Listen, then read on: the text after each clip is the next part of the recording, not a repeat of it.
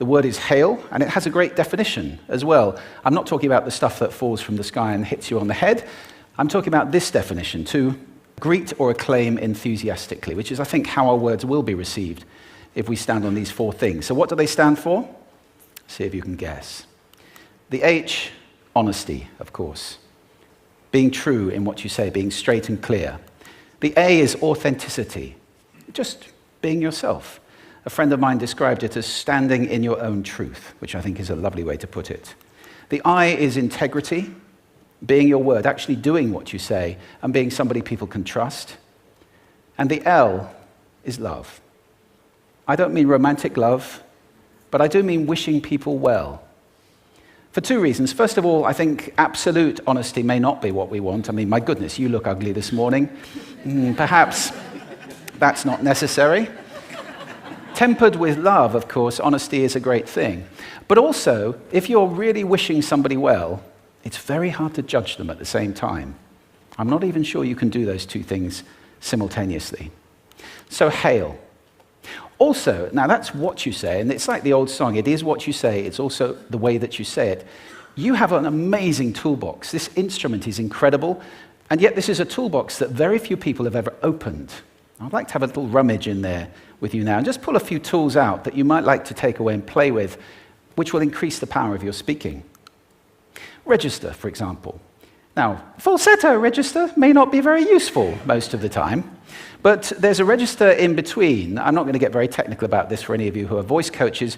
You can locate your voice, however. So if I talk up here in my nose, you can hear the difference. If I go down here in my throat, which is where most of us speak from most of the time, but if you want weight, you need to go down here to the chest. You hear the difference? We vote for politicians with lower voices. It's true. Because we associate depth with power and with authority. That's register. And we have timbre. It's the way your voice feels. Again, the research shows that we prefer voices which are rich, smooth, warm, like hot chocolate. Well, if that's not you, that's not the end of the world, because you can train. Go get a voice coach. And there are amazing things you can do with breathing, with posture, and with exercises to improve the timbre of your voice.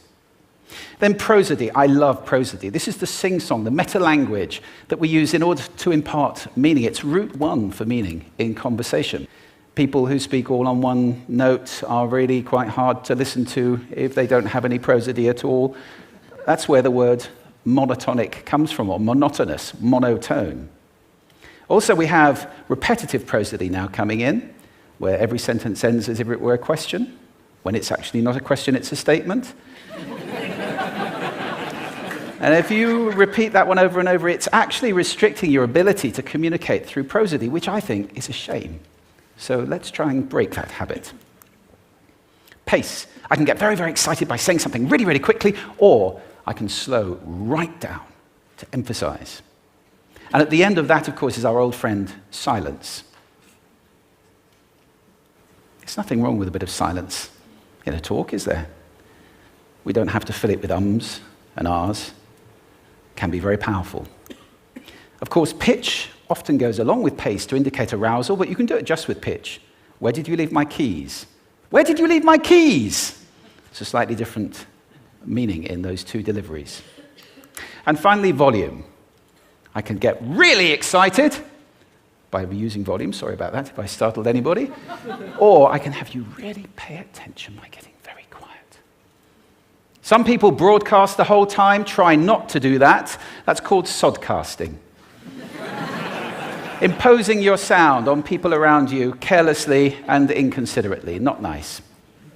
Of course, where this all comes into play most of all is when you've got something really important to do. It might be standing on a stage like this and giving a talk to people. It might be proposing marriage, asking for a raise, a wedding speech, whatever it is.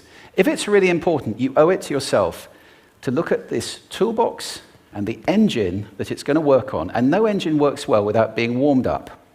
Warm up your voice. Actually, let me show you how to do that. Would you all like to stand up for a moment? I'm going to show you the 6 vocal warm-up exercises that I do before every talk I ever do. Anytime you're going to talk to anybody important, do these. First, arms up. Deep breath in and sigh out. Like that. One more time. Very good.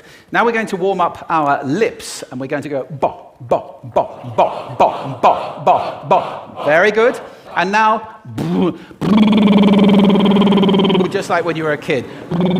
Now your lips should be coming alive. We're going to do the tongue next with exaggerated la, la, la, la, la, la, la, la, la. Beautiful. You're getting really good at this. And then roll an R.